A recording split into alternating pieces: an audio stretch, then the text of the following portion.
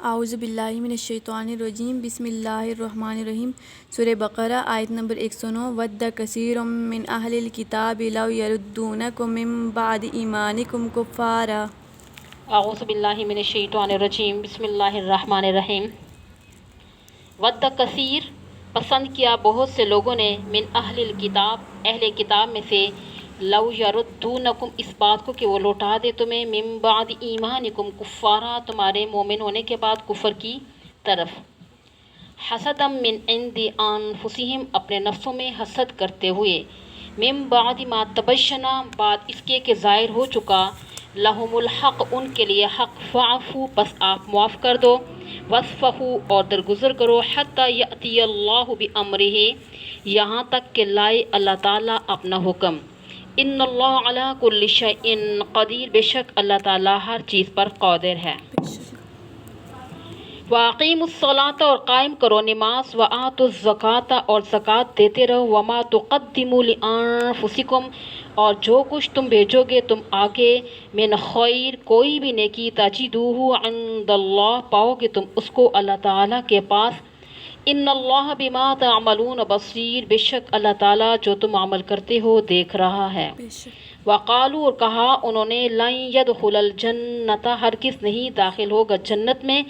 الا من کان ہودا او نصارا مگر وہ جو یہودی ہو یا نصرانی، تلک امانیہم یہ ان کی خواہشات ہیں، قل ہاتوا برہانکم آپ فرما دیجئے لاؤ تم اپنی دلیل، ان کنتم صادقین اگر ہو تم سچے۔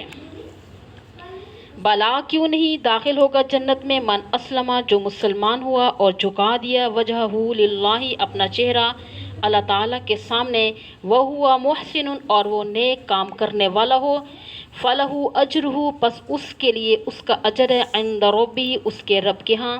ولا خوف علیہم اور نہ خوف ہوگا ان پر، ولا ہم یحزنون اور نہ وہ غمگین ہوں گے۔ جی تشریح دیکھیے، ود کثیر من اہل الکتاب پسند کیا بہت سے لوگوں نے اہل کتاب میں سے، اب یہ کثیر کا لفظ اس لیے فرمایا کہ یہود و نصارہ میں سے کچھ بڑے نیک دل تھے اور وہ مسلمان ہو چکے تھے، جیسے کہ حضرت عبداللہ بن سلام، حضرت ثعلبہ رضی اللہ تعالیٰ، اور یہ پہلے یہودی تھے، اور تمیم داری اور مشہور سخی حاتم طائی کے بیٹے، اور حضرت عدی بن حاتم رضی اللہ تعالیٰ یہ پہلے عیسائی تھے، اور ان جیسے کچھ حضرات، لیکن اکثریت دوسری طرف یہی ہے کہ اسی لیے فرمایا کہ اہل کتاب کی اکثریت چاہتی ہے کہ لو یردونکم من بعد ایمانکم کفارا، اس بات کی طرف کہ وہ لوٹا دے تمہیں تمہارے مومن ہونے کے بعد کفر کی طرف، یعنی کہ مسلمانوں کے دلوں میں ایسے شبہات پیدا کرتے ہیں اور منصوبے بناتے ہیں کہ وہ ایمان چھوڑ کر کافر ہو جائیں، جیسے پہلے کافر تھے اس طرح کیوں کرتے ہیں، فرمایا حسد من عند انفسہم اپنے نفسوں میں حسد کرتے ہوئے، یہ فضیلت ان کو کیوں ملی ہے، من بعد ما تبین لہم الحق اس کے بعد ظاہر ہو چکا ان کے لیے حق، اور وہ پیغمبر آخر الزمان جنہوں نے آنا تھا یہ وہی ہیں، کیونکہ ان کی کتابوں میں آخری پیغمبر کی نشانیاں تحریر تھیں اور تمام کی تمام حضرت محمد صلی اللہ علیہ وآلہ وسلم میں موجود تھیں، اور یہ ان ساری باتوں کو سمجھتے اور جانتے تھے مگر ضد کی وجہ سے مانتے نہیں تھے، جس کا دنیا میں کوئی علاج نہیں ہے۔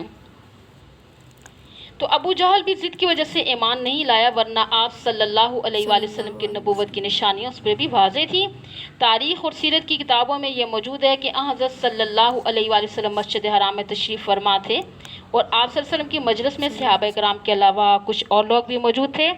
تو ابو جہل آیا اور اس نے کنکریوں کی مٹھی بھری ہوئی تھی اور کہنے لگا کہ اگر آپ نبی ہیں تو بتائیے کہ میری مٹھی میں کیا ہے،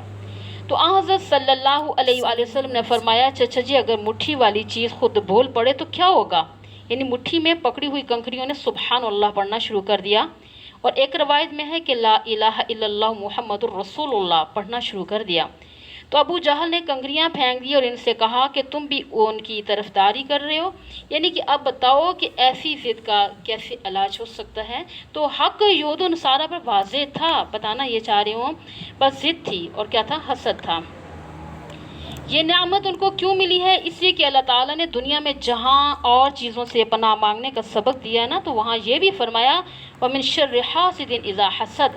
پروردگار حسد کرنے والے کے حسد سے ہمیں بچائے، اب ضد اتنی بری چیز ہے، اس سے بچنے کی تلقین اللہ تعالیٰ نے قرآن پاک میں فرمائی ہے۔ ابو داؤد شریف میں روایت ہے کہ حضرت صلی اللہ علیہ وآلہ وسلم نے فرمایا، ان الحسد یاکل الحسنات کما تاکل النار الحطب، حسد نیکیوں کو اس طرح کھا جاتا ہے جس طرح آگ لکڑیوں کو کھا جاتی ہے۔ اور حسد کی مختلف شکلیں ہیں نا۔ نمبر 1 یہ ہے کہ حسد کسے کہتے ہیں؟ حسد کہتے ہیں کسی کی خوبی اور کمال کو دیکھ کے کننا، اور یہ خوبی کمال اس کو کیوں ملا ہے، مجھے کیوں نہیں ملا۔ مثلا کسی کو اللہ تعالیٰ نے حسن عطا کیا ہے، علم دیا ہے، یا کوئی اور ہنر عطا فرمایا ہے، تو حاسد آدمی دل میں کیا کرتا ہے، کڑتا ہے، اور اس کو یہ کیوں ملا ہے۔ یعنی حسد کا تعلق زبان سے نہیں ہے نا، بلکہ کس کے ساتھ ہے، بولے دل کے ساتھ ہے، اور یہ بڑا گناہ ہے۔ بلکہ یہ ایسا گناہ ہے کہ حسد کرنے والے کی نیکیاں اس کو مل جاتی ہیں جس کے ساتھ یہ حسد کر رہا ہے،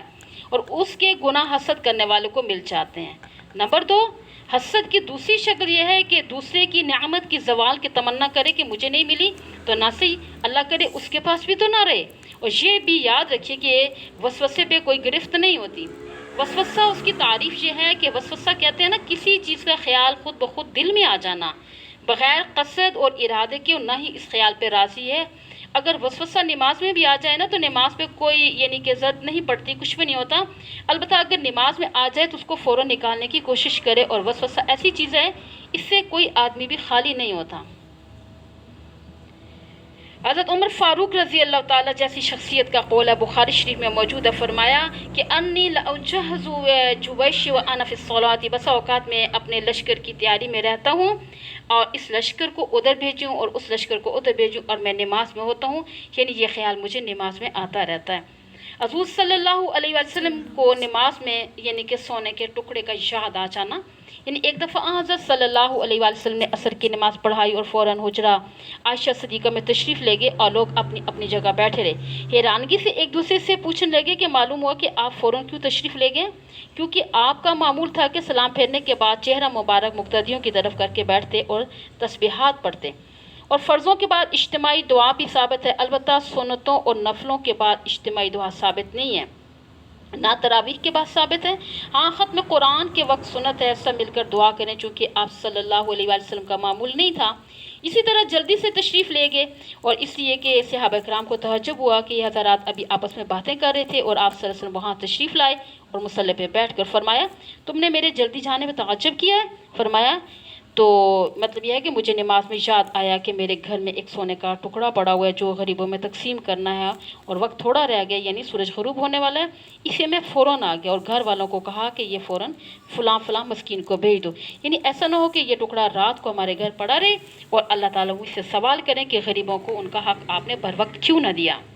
بہرحال امام بخاری رحمہ اللہ تعالیٰ نے اس حدیث پہ باب بھی قائم کیا ہے، اتفکر فی الصلاۃ، مقصد یہ ہے کہ نماز میں ہر آدمی کو خیال آتا ہے،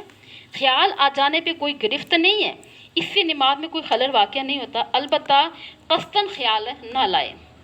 اور کوشش بھی یہ کرے کہ خیال نہ آئے۔ تو فرمایا یہ حسد کرتے ہوئے چاہتے ہیں کہ تمہیں دوبارہ کافر بنا دے، فاعفو واصفحوا، پس معاف کر دو، درگزر کرو۔ فاعفو کا معنی ہے نا تم ان کو سزا نہ دو، اور اصفحوا کا معنی ہے کہ ان کی ملامت نہ کرو، اس لیے کہ انہوں نے وہی کرنا ہے جو ان کے دل میں ہے۔ عربی کا مشہور مقول ہے نا، کل اناء یترشح بما فیہ، یعنی ہر برتن سے وہی نکلتا ہے جو اس میں ہوتا ہے، پانی ہے تو پانی ہی نکلے گا، دودھ ہے تو دودھ ہی نکلے گا۔ اسی طرح ان کے دلوں میں تمہارے خلاف بغض اور حسد بھرا ہوا ہے، جس کی وجہ سے تمہارے خلاف منصوبے بناتے ہیں، تم اپنا وقت ضائع نہ کرو۔ حتی یأتی اللہ بامرہ، یہاں تک کہ لائے اللہ پاک اپنا حکم، یعنی اللہ تعالیٰ تمہیں ان کے خلاف لڑنے کا حکم دے۔ ان اللہ علی کل شیء قدیر، بے شک اللہ تعالیٰ ہر چیز پر قادر ہے۔ تم ان کی طرف توجہ دینے کے بجائے اہم کاموں کی طرف متوجہ ہو۔ واقیم الصلاۃ، اور قائم کرو نماز، وآتوا الزکوٰۃ، اور زکوٰۃ دیتے رہو۔ وما تقدموا لانفسکم، اور جو کچھ بھیجو کہ تم آگے، من خیر، کوئی بھی نیکی، تجدوا عند اللہ، پاؤ گے تم اس کو اللہ تعالیٰ کے پاس، یعنی اللہ تعالیٰ تمہیں ہر نیکی کا اجر عطا فرمائے گا، مگر نیکی کی قبولیت کے لیے 3 بنیادی شرائط ہیں، یعنی قبولیت اعمال کی شرائط ہیں۔ نمبر 1، پہلی شرط یہ ہے کہ عقیدہ صحیح ہو، کیونکہ ایمان کے بغیر کسی نیکی کی کوئی حیثیت نہیں ہوتی، ٹھیک ہے۔ دوسرا کیا ہے کہ نیکی ریا اور دکھلاوے کے طور پر نہ ہو، اگر دکھاوے کے طور پر ہوگی تو بجائے ثواب کے گناہ ہوگا، چاہے نمازی کیوں نہ ہو۔ تیسری شرط یہ ہے کہ سنت کے مطابق ہو، اگر سنت کے مطابق نہیں ہے تو گناہ ہوگا۔ सवाब नहीं मिलेगा, चाहे नमाजी क्यों ना हो। मसलन कोई शख्स सूरज के तुलू होते वक्त या गुरूब के वक्त चार सवाल के वक्त नमाज पढ़ेगा ना, तो उसको अल्लाह ताला की तरफ से सज़ा मिलेगी, जज़ा नहीं मिलेगी। हालांकि उसने नमाज ही पढ़ी है, क्योंकि सज़ा मिलेगी इसलिए कि खिलाफ सुन्नत पढ़ रहा है। इसी तरह बुखारी शरीफ में रवायत है कि हज़रत अबू ज़र ग़फ़ारी रज़ी अल्लाह ताला फरमाते हैं कि हज़रत सल्लल्लाहु अलैहि वसल्लम ने फरमाया कि मन साम यौम शक फ़क़द असा अबुल क़ासिम सल्लल्लाहु अलैहि वसल्लम, शक के दिन जिसने रोज़ा रखा उसने हज़रत सल्लल्लाहु अलैहि वसल्लम की मुखालफत की है। यानी रमज़ान मुबारक का चाँद नज़र आने के मतलब तरद्दुद है, यकीन नहीं है। अब चाँद नज़र आ गया है तो उस दिन रोज़ा रखने वाला गुनहगार होगा। बहरहाल रमज़ान अल मुबारक में तलावत का सवाब भी है। ये भी समझ लीजिए कि हर नेकी का अजर आम महीनों में यानी कि 10 गुना मिलता है, और रमज़ान अल मुबारक के महीने में हर नेकी 70 गुना बढ़ जाती है। अब रमज़ान अल मुबारक के अलावा दूसरे महीनों में सुभान अल्लाह कहो तो 10 नेकियां मिलेंगी। इसी तरह रमज़ान के अलावा अलिफ लाम मीम पढ़ने से 30 नेकियां मिलती हैं, क्योंकि एक हर्फ के बदले 10 नेकियां हैं, और पढ़ने की भी और सुनने की भी। और रमज़ान शरीफ में अलिफ लाम मीम पढ़ने सुनने की 200 नेकियां मिलती हैं। तो अब देखिए कि अंदाज़ा लगाइए कि कितना अजर सवाब है। इन्नल्लाह बिमा तामलून बसीर, बेशक अल्लाह ताला जो तुम अमल करते हो देख रहा है। यहूद और नसारा का एक बेबुनियाद दावा है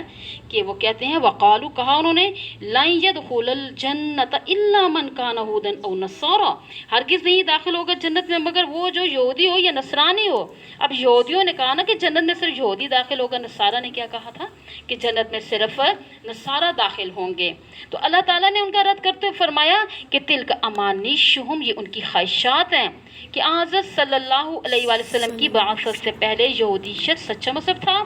और इस दौर और ज़माने में जो यहूदी सही माना में अपने मज़हब पर थे वो जन्नत के हकदार थे। इसी तरह ईसाईयत अपने दौर और ज़माने में सच्चा मज़हब था, जो ईसाई सही माने में अपने मज़हब पर थे वो जन्नत के हकदार थे। और जो साबी अपने दौर में दाऊद अलैहिस्सलाम को मानते थे, ज़बूर पर अमल करते थे, वो जन्नत के हकदार थे। लेकिन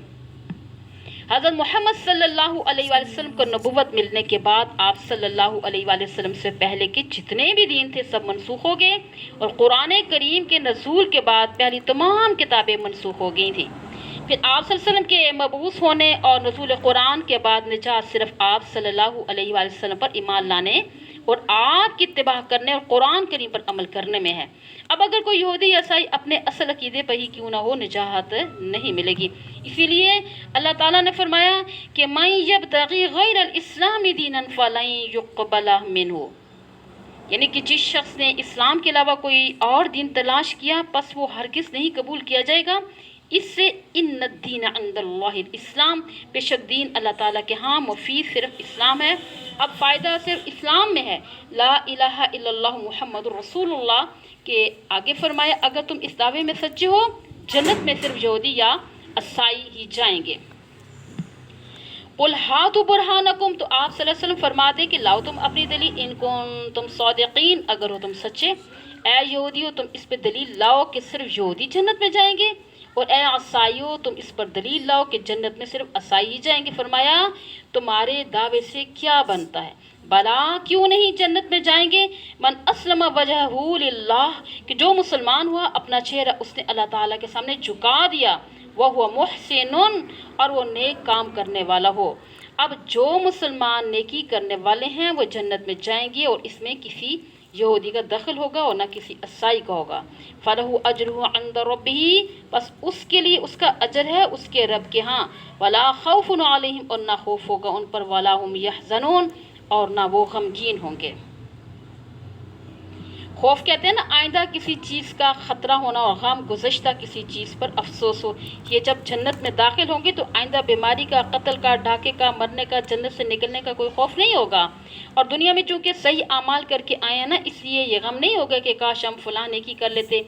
अल्हम्दुलिल्लाह उन्होंने खूब नेकियां की होंगी और जन्नत में वो दाखिल हो जाएंगे। तो आगे आप लोगों देखना चाहती हैं, पीछे ले जाएं आप उसको। वद्दा कसीरुम मिन अहलिल किताब फद्दुन, दिली आरजू, तमन्ना। अहले किताब से मुराद जहाँ यहूद नसारा दोनों है ना, अहले यानी अक्सर अहले किताब ये चाहते हैं कि लव यरुद्दुकुम, लव जो होता है ना ये काश, रद्दुन लौटाना, खवा ज़ात शई को लौटाया जाए یا اس کی کسی حالت کو، کاش کہ وہ تم کو لوٹا دیں، من بعد ایمانکم تمہارے ایمان کے بعد، کفارن کافر، کفار یعنی حسد من انفسہم، حسد کسی کی خداداد نعمت کا زوال چاہنا، انفس جمع نفس ان کے بمانا جان، بوجہ حسد کے جو ان کی جانوں سے ہے، دلی جلن ہو گیا نا، من بعد ما تبین لہم الحق، بیان ظاہر اور واضح ہونا، تبین ظاہر ہو چکا، فعفو وصفحو یعنی کہ اس کا معنی نا ترک ملامت اف کے ہیں، مگر یہ اف سے زیادہ بلیغ ہے، یعنی کسی سے اس قدر درگزر کرنا کہ اسے مجرم ہی نہ یعنی سمجھا جائے۔ مطلب یہ ہے کہ اے مسلمانوں، سر و دست تم اف اور درگزر ہی سے کام لیتے رہو، یعنی کوئی انتقامی کاروائی نہ کرو، حتی یأتی اللہ بامرہ، امر حکم سے نا مراد جہاد کو حکم، اتبان آنا، خواہ کوئی بذات خود آئے یا اس کا حکم پہنچے، یعنی اللہ تعالیٰ جہاد کو حکم بھیج دینا۔ اب اس دوران بجائے اسے الجھنے، بحث اور مناظرہ کرنے کے، اپنی صلاحیتوں کو نیک کاموں پہ خرچ کرو۔ وَأَقِیمُوا الصَّلَاةَ وَآتُوا الزَّکَاةَ، فرائض ادا کرتے رہو، جب ان کے متعلق جہاد، قتال، چلاوطنی، جزیہ کا جو حکم بھی آئے گا نا اس پہ عمل کرنا۔ آگے کچھ باقی تشریحات ہی ہیں، ٹھیک ہے، اور کوئی لغت نہیں ہے۔ یہ پڑھا لیا تھا، وقالوا لن يدخل الجنة، لن يدخل الجنة، جی پڑھا لیا تھا، جی اس کی بھی کرواؤں؟ اس میں یہی ہے، قل ہاتوا برہانکم ان کنتم صادقین، ہاتو ہاتی ہاتیا ہاتو تم لاؤ، المحاتاہ و الہیتاہ، صیغہ امر ہے نا، ہاتا یوہاتی محاتاہ ہیتا اور ہلما کے قریب قریب ایک ہی معنی ہے نا، برہان ان کا معنی دلیل حجت کے ہیں، لیکن برہان اس دلیل کو کہتے ہیں کہ جو تمام دلائل سے زوردار ہو اور ہر حال میں ہمیشہ سچی ہو نا۔ بلا من اسلم، بلا جو ہے نا حرف تصدیق ہے، نعم ہاں کے معنی دیتا ہے، فرق یہ ہے کہ بلا پہلے نفی کی تردید کے لیے آتا ہے نا، اور نعم ما قبل کی تصدیق کے لیے آتا ہے۔ من شرطیہ، جس نے اسلم جھکا دیا، اسلام جھکنا، گردن رکھ دینا، تابعدار بن جانا، وجہ الوجہ کے اصل معنی کیا ہوتا ہے؟ چہرے کے ہیں، ہر چیز کا وہ حصہ جو سب سے پہلے سامنے آتا ہے نا، ہر چیز کا اشراف حصہ، ذات، رخ، توجہن متوجہ ہونا، سامنے آنا، وجاہتن قدر شرافت، بزرگی، اپنا منہ اللہ کے لیے، وہ محسن محسن مخلص، احسان، اخلاص، جملہ اسمیہ حال ہے نا، یعنی کہ سال میں وہ اپنے ایمان اور اعتقاد میں مخلص ہو، فلہ اجرہ عند ربہ، پس ہر ایسے شخص کے لیے اس کے رب کے پاس اس کا ثواب ہے۔ مطلب ہے کہ نجات کا دار و مدار ایمان اور عمل پر ہے، اگر وہ بندیوں اور نسلوں اور یہودیت اور عیسائیت پر نہیں ہے، ولا خوف علیہم ولا هم یحزنون، اور نہ ان پہ کچھ خوف ہوگا اور نہ وہ غمگین ہوں گے۔ ٹھیک ہے، بس وآخر دعوانا